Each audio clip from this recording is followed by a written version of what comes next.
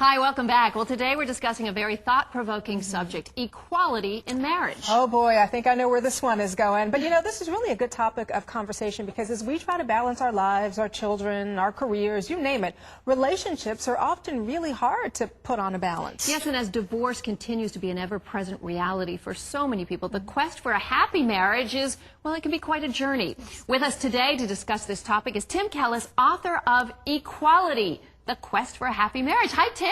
Tim, thank Hello, you for being ladies. with us. Thank you very much for having me. You have found the secret. I believe I've solved the marriage problem. Yeah. Okay, All in please. one fell swoop. Clue us in, Right Tim. us. Well, the bottom line is, and the way I address it in the book, is you have to understand how the mind works. And believe it or not, I think this is the only relationship book that's ever addressed marriages from the mental perspective. You have to do that because you got to understand your problems. What I basically do is I take the reader on a journey through his mind or her mind, and I also take him on a journey through his partner's mind because you have to understand the partner's perspective. And conflict resolution is where we're going. So what are your core key points, Tim? Well, they're basically, the book is split into 4 sections. Okay. The first section is the appropriate relationship, what I call a positive relationship. I use examples of capitalism, for example. So it's kind of a model of how a relationship should be. 50-50 partnership where you both have to agree. How's that for a concept? Both have to agree? Yeah.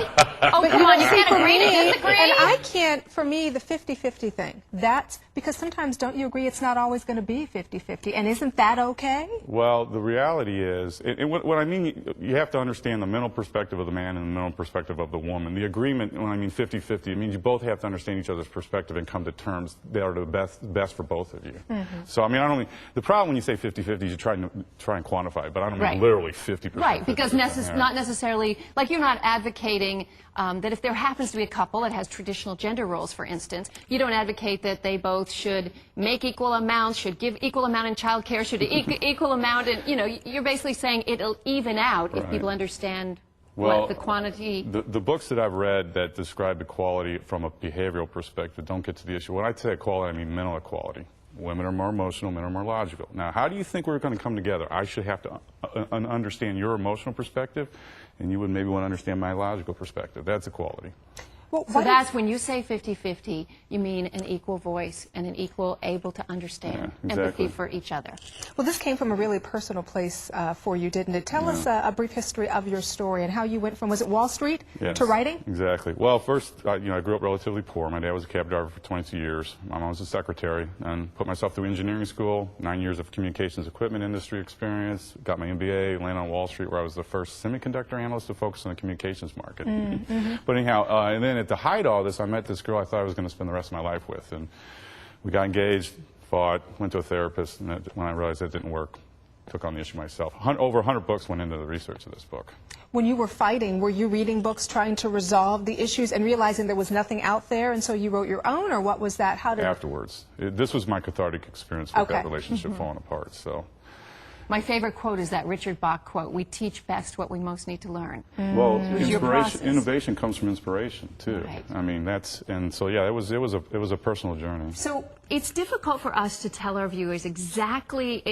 It's a good read. It's a deep, long read, and it's not going to be a quick, 7 steps to a perfect marriage because you don't give behavioral advice. He laughs when you say that because he thinks that's so funny, and not in a good way. Right. So you don't give behavioral advice, but you do give a few suggestions for how people can become more psychologically aware of their behaviors, perhaps. Well, the point is you have to find out what causes behavior. This whole notion of the psychology industry of giving behavioral advice, character traits cause behavior, to really boil it down. And character traits are basically our system of beliefs that are in the unconscious. And you have to understand those character traits in order to be able to figure out the appropriate behavior subsequent to that. So, and the bottom line is, and this is unfortunately because of the Freud biology theory, the industry hasn't yet understood the notion that there are sources of our mental trouble. Right. Insecurities. You know, a lot of us, want to be able to digest things quickly and easily, Tim. We want to be able to, okay, this is what we need to do and move on. Right. This book is very, very detailed.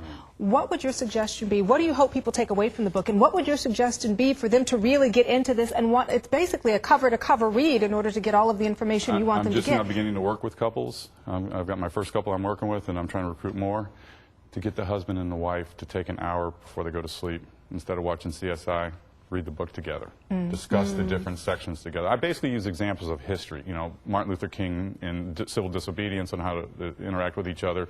Hitler went to his death under the bunker as opposed to admitting he was prejudiced. As it turns out, our insecurities, the root causes of our insecurities are prejudices, which are preconceived opinions. Mom and dad were an alcoholic. Your spouse has a drink. Guess what you're going to think of your spouse? Right. They're automatically an Must be an alcoholic. Yeah, alcoholic. been there, done that. So a lot of it is our perceptions. You know, we have to wrap up with very little time left, though. One of the things that you say about relationships that I love a lot is that the conflict that happens in relationships happens for a reason. What's Right. that reason?